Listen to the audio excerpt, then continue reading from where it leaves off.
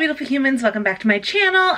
Today I am here for you with my April TBR. So this is the pile of books behind me that I'm hoping to read in April. There are 12 books this month, 10 that I physically have, 2 that come out this month. So let's just dive into this list. So first up, we have King of Scars by Leigh Bardugo. This is the first in a duology, but it is the 3rd series in the Grishaverse. And I'm gonna not read the back because I have a feeling it gives away some things from Shadow and Bone and Six of Crows, so I don't want to like spoil those for you. But I'm obsessed with the Grishaverse and I'm really excited to read this book. So, next up, we've got A Touch of Ruin by Scarlett St. Clair. This is the 2nd in the Touch of Darkness series, which is Hades and Persephone retelling. A little spicy, a little fun, urban fantasy. I really enjoy this. Next. And sorry for all these sequels that I can't read about for you, but it's okay. An Offer from a Gentleman by Julia Quinn. This is the 3rd in the Bridgerton series. This is Benedict's book. This is about Benedict's love story. And yeah, I'm really excited for this. The first book is The Duke and I, which is what the current season of the Netflix show is about. Second one, Viscount Who Loved Me, is about Anthony, which is what next season will be about. And then this will be season 3. So we've got time before the show, but I'm definitely going to read it in April. Next, Act Your Age, Eve Brown. This is the 3rd book of the Brown Sisters series collection. It's 3 stories about 3 sisters and their love stories. They are also a bit spicy. The first one was Get a Life, Chloe Brown, and the second was Take a Hint, Danny Brown. And I loved both of those. I related to Chloe and Danny a lot, so I'm interested to see how I feel about Eve. So there is that. That is Act Your Age, Eve Brown by Talia Hibbert. Next up, the only Melissa Mitchell book I have yet to read, Blood and Ballet. I'm finally going to get around to it. This one is a standalone, so I can actually read to you what it's about. So, if immortality is the heart of ballet, then perfection is certainly its god. Blood for dancing, Cece, blood for pain, your choice. In Anger Manor, there is always a choice. When ex-ballet dancer Celine sees something she shouldn't in the alleyway outside of Vienna's hottest nightclub, Flux, owned and frequented by vampires, she's offered 3 choices, each choice as frightening as the next. Unable to make up her mind, Cece bides her time. She wrestles with memories of her old life, a life she was forced to abandon when a devastating injury ended her ballet career. Now she must pick up the broken pieces and move on. But moving on offers its own challenges, especially when Caius, Lord of Anger Manor, offers her something more precious than gold. Y'all know I love Melissa. She's incredible, one of my favorite Bookstagram friends and authors. So I'm very excited to finally read Blood and Ballet. Next, this was my book of the month pick for March, and that is The Lost Apothecary by Sarah Penner. Yeah, let's read about it. A forgotten history, a secret network of women, a legacy of poison and revenge. Welcome to The Lost Apothecary. Hidden in the depths of 18th century London, a secret apothecary shop caters to an unusual kind of clientele. Women across the city whisper of a mysterious figure named Nella, who sells well-disguised potions to use against the oppressive men in their lives. We love it. Nella's dark world is no place for their newest patron, a precocious 12-year-old girl named Eliza Fanning, but their unexpected bond sparks a string of consequences that echoes through the centuries. 200 years later, aspiring historian Carolyn Parswell discovers an aged apothecary vial in the River Thames. As she is newly grappling with the searing betrayal of her husband's infidelity, a curious research project is exactly the distraction Carolyn needs. But when she discovers a link between the vial and London's long unsolved apothecary murders, Carolyn's upended present soon collides with an explosive history, binding her fate to Nella's and Eliza's in a stunning twist that transcends the barrier of time.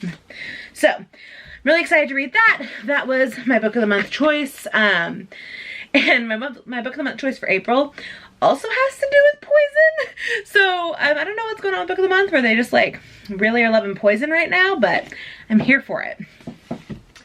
I also picked up in my book of the month order a February book, which is Honey Girl by Morgan Rogers. This one I'm very excited to read as well, and I figured I should just add it on to book of the month instead of buying it because I keep saying I'm going to buy it, and then I like would go to Target and see it and be like, no, I don't need it today, or Barnes & Noble and see it, no, not today. And then I was placing my book in the month order. I was like, just buy it, Kayla. Damn it, you want to read it. So let's read about Honey Girl. With her newly completed PhD in astronomy in hand, Grace Porter goes on a girls' trip to Vegas to celebrate. She's a straight-A, hardworking high achiever. She's not the kind of person who goes to Vegas and gets drunkenly married to a woman whose name she doesn't know, until she does exactly that. This one beautiful, spontaneous moment upends Grace's carefully laid life plans.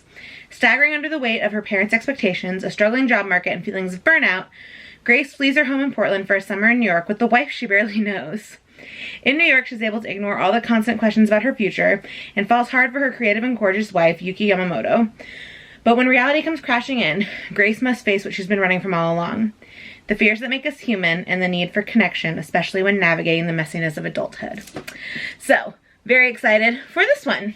All right, my camera died. I had to switch to my phone, but let's finish this TBR. There's 3 physical books left. This one has been on my TBR since it came out, since way before it came out even. And that is These Violent Delights by Chloe Gong, which is a Romeo and Juliet retelling that I am like so excited to read. Like, I cannot even tell you how excited I am to read this. So, let's read about it.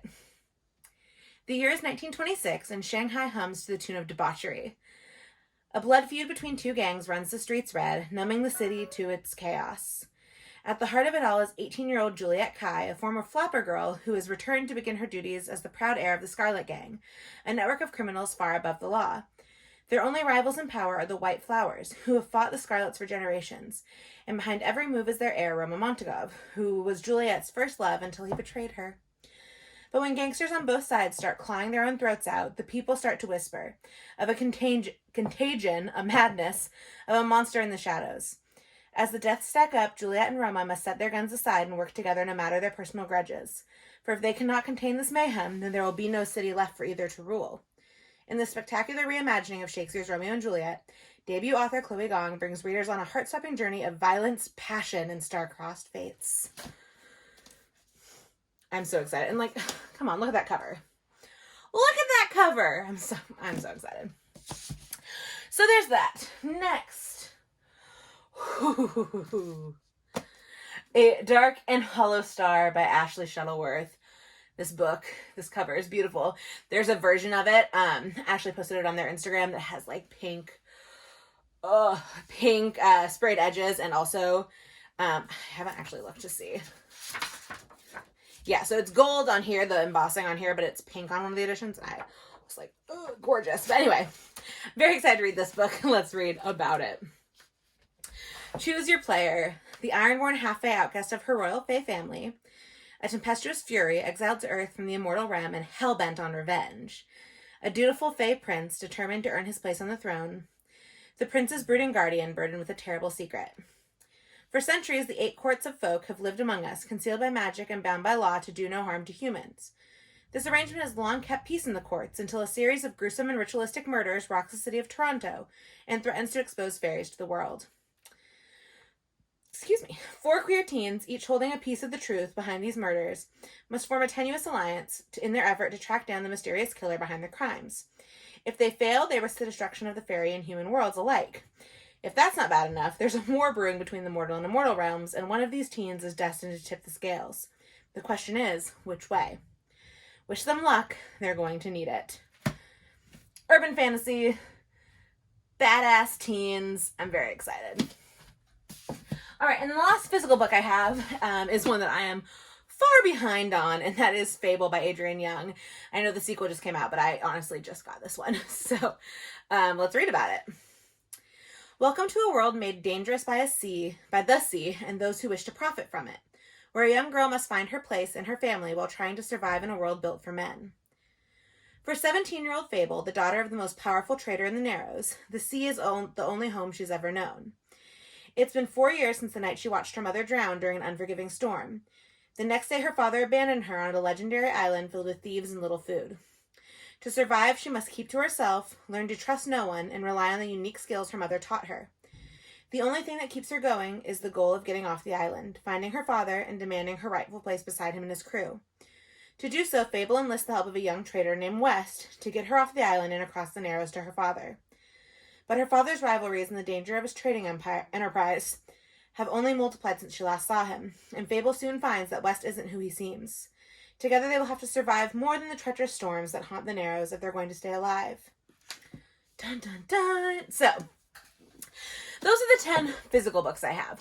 I also have 2 books that are coming out in April that I'm so excited about. The first one is The Intimacy Experiment by Rosie Danan, which is the much-awaited sequel to The Roommate. I'm very excited for that. And then the other one is The Crown of Gilded Bones by Jennifer L. Armentrout, which is the 3rd book in the From Blood and Ash series. So those come out. Intimacy Experiment comes out next week, and then Crown of Gilded Bones comes out at the end of the month. So I'm very excited for those. But that means 12 books for the month of April. And y'all know how I roll. I will grab so many other books before I get to these, but it's okay. I'm going to try my hardest. I'm very excited about all these books, so I'm hopeful that I'll get to it. So, that's it for the April TBR. If you like this video, give it a big old thumbs up. Let me know below what you're going to be reading in April. Make sure you subscribe so you don't miss a single one of my videos, and I'll talk to you in the next one. Bye!